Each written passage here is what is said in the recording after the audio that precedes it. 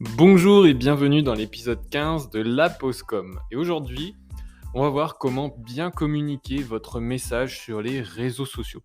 Et oui, c'est important de bien communiquer son message puisque il faut que votre audience soit réceptive à ce que vous allez communiquer et qu'elle comprenne ce que vous communiquez. Parce qu'elle peut être réceptive sans comprendre ce que vous voulez lui communiquer puisqu'il y a un surplus d'informations ou alors c'est mal disposé dans le visuel ou dans la manière d'amener l'information.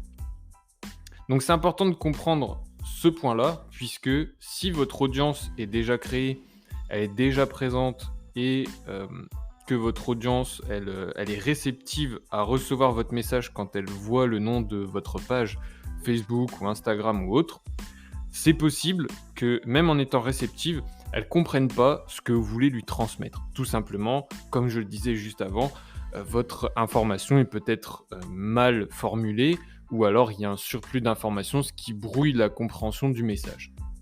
Alors dans cet épisode, on va voir ce qu'on peut faire ou ce qu'on peut mettre en place pour éviter ce problème d'embrouille de communication.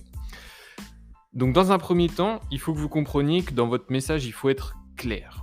C'est-à-dire qu'il faut que vous puissiez expliquer votre message à un enfant de 4 ans. Alors je ne dis pas que votre audience a 4 ans, ni qu'il faut prendre les gens pour des enfants et les infantiliser. Je dis juste que quand ils sont sur les réseaux sociaux, leur cerveau, il est disponible à un laps de temps excessivement court.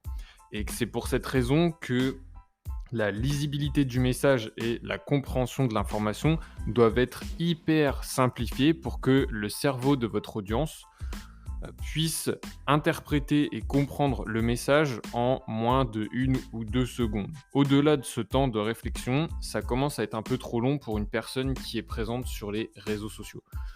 C'est juste quelque chose à comprendre et qui va vous aider dans la création de vos publications, du texte et du message que vous allez créer, que vous allez vouloir transmettre. Ne jamais penser qu'il faut infantiliser le public ou votre audience, loin de là. Ils sont tous très intelligents, ils comprennent énormément de choses et même des fois ils comprennent plus que ce qu'on a envie de transmettre. Mais c'est juste pour que ce soit très rapide et qu'en un scan de texte ou de visuel, ils puissent comprendre votre information. Et ça, c'est quelque chose que vous devez garder en tête lorsque vous créez un texte ou que vous créez un visuel. Il faut que les informations soient disposées d'une certaine manière. Ce qui m'amène à la deuxième partie du fait d'être précis. Il faut que vous soyez précis dans votre communication en utilisant les bons mots, en utilisant des phrases courtes mais qui transmettent toute l'information. C'est en ce sens que vous allez être clair et que votre audience va pouvoir suivre et comprendre votre message en un laps de temps très court. Donc on arrive très rapidement à la troisième partie qui est ne pas donner trop d'informations puisqu'en fait ces 3 parties sont liées. Vous ne pouvez pas faire un message clair sans être précis et en donnant trop d'informations évidemment. Il faut que vous fassiez des choix. Ces choix, vous allez les réaliser dans la création de vos phrases. C'est-à-dire que quand vous allez créer le texte de votre publication, il faut que votre texte soit assez court. Je préconise 5 lignes en gros. Si vous voulez monter jusqu'à 10, c'est possible, mais évitez tout ce qui est pavé. Parce que votre audience, dès qu'elle regarde une publication qui est un peu trop longue, elle a tendance à zapper parce qu'elle n'a pas envie de prendre du temps à lire un texte. Elle préfère que toutes les informations soient disponibles dans le visuel que vous créez. Petit rappel au podcast précédent, utilisez Canva qui est un très bon outil pour faire des visuels de qualité. Donc elle préfère que toutes les informations soient disposées de manière homogène et claire dans le visuel. Donc on a différentes manières de scanner un visuel pour lire les informations rapidement dessus.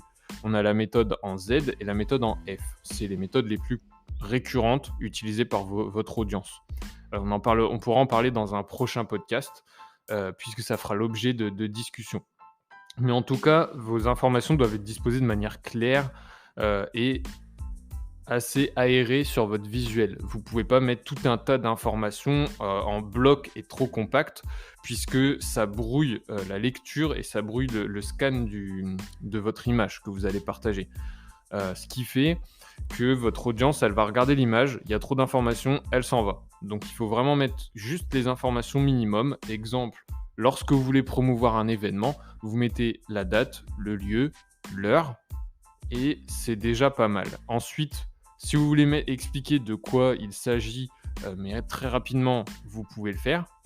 Ensuite, vous précisez tout ça dans le texte, qui sera au-dessus de la publication sur Facebook ou en dessous sur Instagram, peu importe, la partie texte. Pour la partie texte, vous partez du même principe, uniquement les informations essentielles. En premier, bien aéré, on saute des lignes, on fait des phrases courtes, et puis vous expliquez un peu plus au niveau des informations de l'événement. Et quand je dis un événement, ça peut être n'importe quoi d'autre, un produit, un service, et tout ce que vous voulez mettre en avant, un nouveau collaborateur, un projet, etc. Donc une partie de quelques lignes bien espacées, bien aérées. Et en dessous, vous pouvez faire des petits paragraphes. Mais quand je dis petits paragraphes, c'est 2-3 lignes par paragraphe. Et bien aéré, comme ça permet une lecture plus rapide. Et par exemple, vous faites 10 lignes d'un seul bloc, ça donne pas envie de lire. Alors que si vous faites 10 lignes et que vous sautez des lignes entre chaque ligne, ou que pour les 5 premières lignes, vous sautez des lignes et ensuite vous faites des paragraphes de 3 lignes, ce sera beaucoup plus lisible. Pourtant, il y a le même nombre de lignes que le gros bloc qui était mis en comparaison juste avant. Donc c'est des petits conseils que je vous donne qui vont déjà améliorer votre communication sur les réseaux sociaux et qui vont vous permettre d'avoir une communication plus lisible et plus compréhensible. Ce qui permet de mieux diffuser votre message et ce que vous voulez transmettre à votre audience.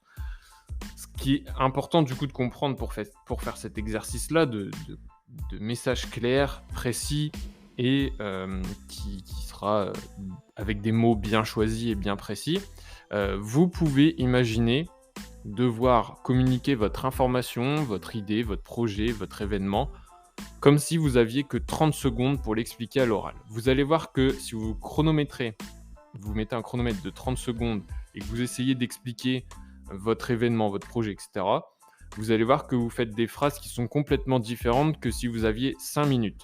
En 30 secondes, c'est un exercice qui est largement plus dur que de présenter quelque chose en 5 minutes, puisqu'il faut être clair, précis et concis, de manière très rapide, et bien choisir ses mots pour pas qu'il y ait de mauvaises interprétations. Il faut que tout soit clair pour qu'en une seule fois et une seule écoute, on puisse comprendre tout ce que vous voulez transmettre. Et ça, c'est un exercice qu'on peut faire pour plein d'autres choses, mais qui va grandement vous aider pour vos publications. Donc voilà pour ces conseils. Je vous en ai donné pas mal dans cet épisode pour bien communiquer votre message sur les réseaux sociaux, que ce soit compréhensible, que votre audience soit réceptive. Et la comparaison avec les 30 secondes, c'est parce que quand on est à l'oral, on est plus attentif à ce qu'on nous dit, mais le temps d'attention reste quand même court. C'est pour ça qu'il faut avoir l'habitude de présenter des choses en 30 secondes ou 1 minute, et que dans les publications sur les réseaux sociaux, le temps d'attention est encore plus court. Donc, c'est pour ça d'autant plus qu'il faut être précis, clair et concis avec des phrases courtes et tout ce que je vous ai dit dans cet épisode.